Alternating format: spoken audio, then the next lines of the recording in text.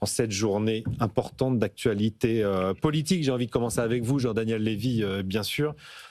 Mission impossible, je disais, pour le Premier ministre, le nouveau Premier ministre, Monsieur Lecornu. Les deux prédécesseurs, et Michel Barnier et François Bayrou, s'y sont cassés les dents. Alors, quelle espérance de vie vous donnez au nouveau locataire de Matignon? La même que celle qu'on prédisait au début du gouvernement de Michel Barnier d'un côté et de François Bayrou de l'autre, parce que de toute façon, les données n'ont absolument pas changé depuis la dissolution, et les questions qu'on se pose aujourd'hui, ce sont exactement les mêmes qu'on se posait au soir du deuxième tour des élections législatives, au soir de la nomination de Michel Barnier, au soir de la nomination de François Bayrou, parce que la situation politique n'a pas changé du tout. Peut-être qu'il y a une toute petite évolution, ou peut-être une double évolution. La première évolution, c'est qu'on a un parti socialiste qui s'est quand même détaché beaucoup plus nettement de la France insoumise. Oui. Et ça, c'est nouveau quand même. Sans vouloir tout à fait entrer au sein du gouvernement, il a été acté par toutes les parties prenantes quasiment de cet ensemble. En tout cas, on a un parti socialiste qui a effectué un certain nombre d'évolutions, et pour la première fois même on a pu entendre une proposition de budget avec une réduction de la dépense ou une réduction de l'augmentation de la dépense. Enfin, en tout cas, c'est un point qui n'était pas forcément dans la doxa traditionnelle du Parti socialiste. Et puis le deuxième point qui, pour moi, est absolument essentiel et qui change peut-être un petit peu la nature des choses, c'est la nature du communiqué de presse de l'Élysée hier. En fait, quand vous regardez, le Premier ministre est nommé, mais il n'est pas encore chargé de composer un gouvernement. Et donc, il y a une inversion, ou en tout cas une modification de la méthode qui correspond à une aspiration du pays, qui correspond également à ce que l'on a pu voir de l'échec des deux gouvernements précédents, c'est-à-dire avant de voir qui, essayer de voir ce que peut être, si ce n'est un contrat de gouvernement, parce que je n'ai pas l'impression qu'on va aller directement vers ça, mais en tout cas de ce que peuvent être les lignes rouges ou les appétences de la part des différentes formations politiques au regard de ce que peut être la fin de la mandature. Alors effectivement, Sébastien Lecornu doit consulter l'ensemble des groupes politiques présents à l'Assemblée nationale. Mais est-ce qu'on n'est pas juste dans un habillage, une sorte de marketing un peu démocratique pour calmer les esprits? Peut-être pas complètement, parce qu'en fait, il y a malgré tout toute la question de savoir si jamais ça ne marche pas, quelle peut être l'étape d'après. L'étape d'après, ça peut être potentiellement la dissolution. Et on sait que peu d'acteurs ont véritablement un souhait ou un intérêt à ce qu'il y ait une dissolution. Et que le Parti socialiste, peut-être un peu moins que les autres forces politiques, souhaite qu'il y ait une dissolution, et qu'au regard de cela, ils peuvent être amenés à avoir une attitude qui est une attitude, si ce n'est de soutien, loin s'en faut, mais en tout cas d'éviter de voter la censure immédiate, en tout cas dans un premier temps, à l'égard du gouvernement du nouveau Premier ministre, M. Lecornu. François Écal, il va falloir discuter budget. Évidemment, avec le Parti socialiste notamment, qui a présenté son contre-budget, c'était il y a un peu plus de 2 semaines à Blois, avec beaucoup de hausses d'impôts, 29,6 milliards de hausses d'impôts, un effort moindre, on repousse à 2032 le retour aux 3% de déficit, et des mesures fortes comme la taxe Zuckman sur les hauts patrimoines. Est-ce que dans ce programme-là, il y a des voies de passage possible avec la copie Bayrou qui va devenir la copie Lecornu du PLF 2026? Ça va être très difficile, d'autant plus d'ailleurs que l'effort de redressement des comptes publics il ne se limitera pas à 2026. En fait, c'est un effort qu'on devrait faire sur plusieurs années pour simplement arriver à stabiliser la dette publique. Rappelez-nous combien on doit pour revenir en milliards d'euros, combien on devra réaliser. Moi, j'avais fait un calcul avec Olivier Blanchard sur la base d'hypothèses qui sont toujours discutables, de croissance de l'activité et puis de taux d'intérêt. On arrivait à la conclusion que c'était de l'ordre de 120 milliards. 120 milliards d'ici. Alors, sur un certain nombre d'années. Voilà, ça peut être, c'est pas sur 1 an, pas sur 2 ans, pas sur 3 ans, 5 ans, 7 ans. Si on veut respecter les règles budgétaires européennes, c'est 5 ou 7 ans, c'est à peu près l'ordre de grandeur. Bon, il y a d'autres gens arrivent au même ordre de grandeur, 100, 120, 150, à un moment où par ailleurs, on s'est engagé à augmenter les dépenses militaires 45 milliards, pour passer de 2% du PIB à 3,5, c'est 45. En matière environnementale, si on prend le rapport Pisani-Mafuz, c'est aussi 30 ou 45 milliards. Donc c'est énorme, c'est colossal. Et la charge de la dette qui augmente. C'est gigantesque, la charge de la dette, voilà. Et donc, donc l'effort est gigantesque. 2026, ça ne sera que le début. Et là, on est d'accord, c'est uniquement pour stabiliser la dette, c'est pour arrêter que la dette ne progresse. Pour la diminuer, non mais ça devient inimaginable. On y pense juste pour la stabiliser en pourcentage du PIB. Donc si je reprends les positions des uns et des autres sur ce budget, moi ce que je pense, c'est que j'espère que le Cornu arrivera à trouver un accord, on peut toujours espérer. Mais bon, j'ai un peu un doute, parce que d'un côté, il faudrait que le PS admette que il faut faire des économies. En fait, oui, il y a des économies dans leur projet, mais qui servent à financer des dépenses nouvelles. Il y a notamment 10 milliards d'investissements supplémentaires. Donc il faut qu'ils arrivent à admettre qu'il faut faire de vraies économies nettes d'un côté, et de l'autre côté, il faut que les autres admettent que cet effort gigantesque de 120 ou 150 milliards, on ne le fera pas uniquement par des économies. Moi, des économies de 120 milliards, sur le papier, j'ai fait l'exercice pour l'Institut Montaigne, je n'y crois pas. Dans le contexte... C'est infaisable. Infaisable dans le contexte. Donc il faut trouver le bon équilibre entre hausse des recettes. Il faudra aussi augmenter les impôts. La droite le sait, parce qu'aujourd'hui, d'ailleurs, dans le budget qui est en cours aujourd'hui, qui était un peu le budget Barnier repris par Bayrou, etc., il y a essentiellement des hausses d'impôts, en réalité. Il y a essentiellement, sur les 44 milliards d'euros présentés par le... si on prend le même mode de calcul que celui qui permet de dire avec Blanchard qu'il faut faire un effort de 120, en fait, aujourd'hui, cette année, on fait 25, et dans le plan Bayrou, c'était 25, pas 44. 25 milliards d'économies ou de hausse de recettes? Alors, aujourd'hui, en 2025, c'est 25 milliards d'efforts, surtout par des hausses de prélèvements obligatoires. C'est les 10 milliards, les 8 milliards de majoration d'IS, 2 milliards... La surtaxe d'IS sur les grandes entreprises. Quasiment que des prélèvements obligatoires. Et les 25 milliards que Bayrou proposait pour 2026, c'était quand même essentiellement des économies sur les dépenses. C'est la désindexation des retraites. Voilà. Donc, ce qui veut dire que du côté droit, je pense qu'on a quand même compris que, d'ailleurs, on a commencé à augmenter les impôts. Mais du côté du Parti socialiste, je suis pas sûr. Il va falloir qu'ils le comprennent. Mais sinon, je vois pas où on va. Ça veut dire que la décennie de pause fiscale qu'on a connue depuis 2015, grosso modo, est terminée et qu'il faut se préparer, Jean-Marc Daniel, à une nouvelle envolée fiscale en France? Moi, ce qui me frappe dans le débat, c'est d'abord l'espérance de vie. On a parlé de l'espérance de vie du gouvernement. C'est quand même François Bayrou qui a décidé de partir, là. C'est vrai. Enfin, il a un peu anticipé son... Oui, mais il aurait pu tenir un peu plus longtemps.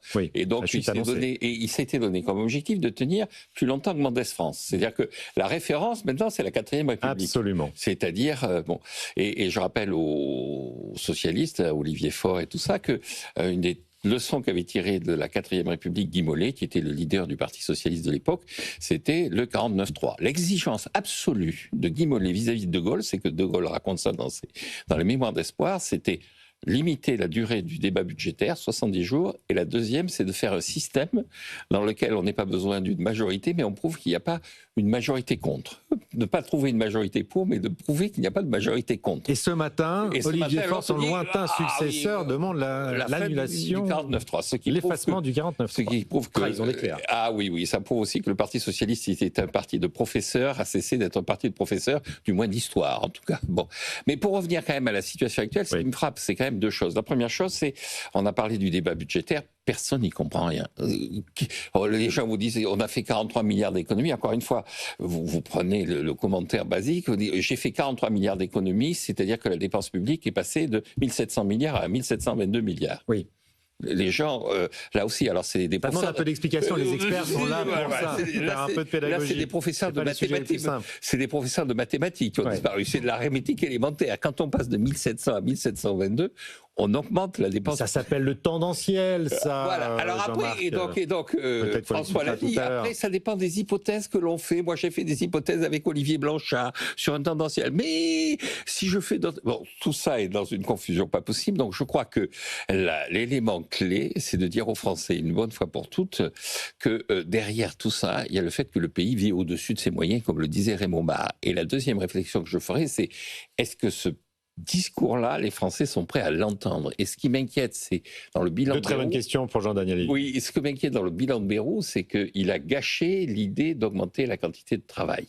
Avec son histoire de 2 jours fériés qu'il a présenté comme un retour à la corvée du XVIIIe siècle, il a totalement gâché cet élément clé, qui est quand même le fait que le pays ne travaille pas assez. Il a peut-être mis l'idée dans le débat public, en tout cas. Est-ce que les Français, Jean-Daniel Lévy, comprennent la nécessité de l'effort et deux, qu'il faudra probablement travailler plus. Il y a déjà en fait un point qui est que les Français n'ont pas toujours considéré que la dette et les déficits étaient un non-sujet. On a tendance à l'oublier, mais en 2012, à l'élection présidentielle, la deuxième motivation de vote, quand bien même François Hollande a été élu président de la République, la deuxième motivation de vote était la question de la dette et des déficits. Pourquoi ? Parce qu'on était juste après la chute de Lehman Brothers et les Français ont identifié une forme de cohérence, entre guillemets, entre ce que pouvait être la dette et les déficits d'un État et les conséquences concrètes que cela pouvait avoir. On était en pleine crise de la zone euro. Hein. Il y avait l'exemple grec qui montrait qu'il y avait de quoi être traumatisé. Et donc la dimension de la dette et des déficits n'apparaissait pas comme étant une dimension comptable un peu éthérée sans qu'on puisse voir globalement ce que peuvent être les conséquences, mais on voyait précisément, et d'autant plus que les Français sont très attachés à la puissance de l'État, à la place de nos services publics d'un point de vue global, à de tout ce que peut être nos différents systèmes de solidarité, etc. Ils se sont dit, il y a une urgence à agir. De temps à passer. Puis ils se sont pris un choc fiscal majeur qui a provoqué une forme de ras-le-bol fiscal, comme l'avait dit à l'époque Pierre Moscovici. Et avec, pour reprendre des termes de manière peut-être un peu abrupte, la perception qu'il y avait une différence entre ce que pouvait être une dépense et un investissement, et la perception qu'il n'y avait pas forcément l'idée de pouvoir construire à partir de ces hausses d'impôts un avenir qui serait meilleur pour les Français, mais plutôt l'impression qu'on avait globalement une action qui était une action dispendieuse d'un point de vue global. Depuis Michel Barnier, il y a quand même un petit choc d'opinion. Déjà, en se disant, tiens, la dette et les déficits sont présents, il y a quand même un enjeu à agir, on voit tendanciellement une progression des préoccupations en matière de dette et de déficit, mais cette préoccupation en matière de dette et de déficit, elle est assez clivée politiquement. Pour faire vite, ce sont essentiellement ceux qui sont proches de ce qu'on qualifie le bloc commun, c'est-à-dire d'un côté Renaissance et proche du président de la République et de l'autre les LR, qui vont beaucoup plus en parler que les personnes, en tout cas d'un point de vue d'opinion, qui sont à gauche de l'échiquier politique ou à l'extrême droite. Est-ce que ça veut dire qu'il faut agir ? Ils nous disent oui. Est-ce que ça veut dire que la question, c'est la question globalement de travailler plus ? La réponse, c'est non, assurément, en tout cas quand on prend les Français, et vous avez raison.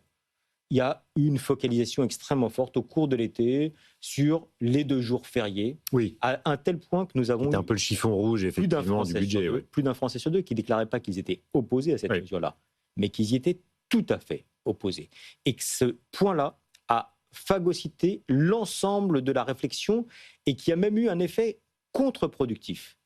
Nous avions pratiquement les 2 tiers des Français qui, au soir du 15 juillet, c'est-à-dire le soir de la conférence de presse de François Bayrou, disaient oui, l'objectif de 2,9 à hauteur de déficit. À horizon de déficit à horizon 2029 est louable, pour quasiment un mois plus tard tomber à 1 Français sur 2, parce qu'il y avait la focalisation non pas sur l'objectif, mais sur les moyens. Et donc on est face à des Français dont on sait qui sont pétris de regard à l'égard d'égalité, qui ont le sentiment qu'on vit dans un pays qui est injuste socialement, un pays qui est injuste fiscalement, et donc c'est peut-être confortable pour eux, vont dire c'est pas à nous petites gens entre guillemets de payer, mais ça va être à ceux qui sont tout en haut de l'échelle sociale. Il est toujours intéressant de confronter le ressenti des Français et le narratif national avec la réalité des chiffres. François Ekal, est-ce qu'on vit en France dans un pays injuste fiscalement et socialement ? Non, après, globalement, non. Nous sommes un pays qui fait beaucoup de redistribution. Alors, c'est vrai que les derniers chiffres de l'INSEE sur les inégalités ont montré qu'elles avaient pas mal augmenté et qu'en effet, elles étaient à un niveau très élevé. De par la suppression d'aides sociales. Par rapport à ce qu'elles étaient en France dans le passé. Maintenant, quand on fait des comparaisons européennes, avec les autres pays, on s'aperçoit qu'on est dans la moyenne, en fait, en termes d'inégalité. On est dans la moyenne, alors qu'on fait beaucoup de redistribution. Beaucoup plus de redistribution que les autres. Donc on parle d'inégalités primaires, comme disent les économistes, qui sont avant très redistribution. Fortes. Une partie de ces inégalités primaires vient probablement du fait qu'on a moins de gens qui travaillent en France.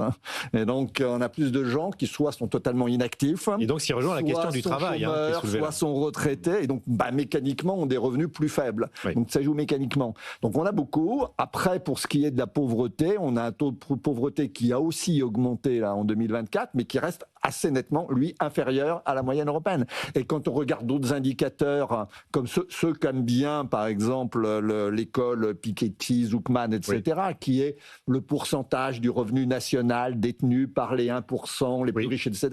Il faut aller regarder le World Inequality Laboratoire, etc. On est à peu près comme les autres. Ça ne bouge pas. Et c'est assez stable. On est dans on est dans la norme, entre guillemets, dans la moyenne des grands pays de l'OCDE. Il y en a qui sont beaucoup plus inégalitaires de ce point de vue-là. Donc, on n'est pas particulièrement inégalitaire. Comment on explique ce ressenti alors oui, c'est assez curieux parce qu'il est quand même très fort et très marqué. Oui, on voit bien qu'il faut des mesures symboliques. Piketty et tout ça, mais le dernier livre que vient de sortir Piketty, qui est un débat avec un politiste américain, le politiste américain lui dit les inégalités se creusent. Il répond pas du tout.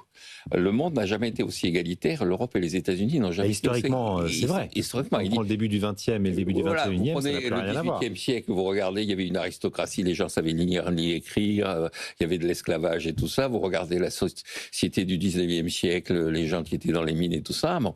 Et donc vous avez effectivement un perçu qui est plutôt une comparaison instantanée par rapport, non pas à ce qu'on a été, mais par rapport à des gens que l'on voit et que l'on ne voyait même pas. C'est ce que dit aussi Piketty, c'est-à-dire que un paysan français du 18e siècle ne pouvait pas imaginer comment vivait un noble de l'époque. Le train de vie d'un noble.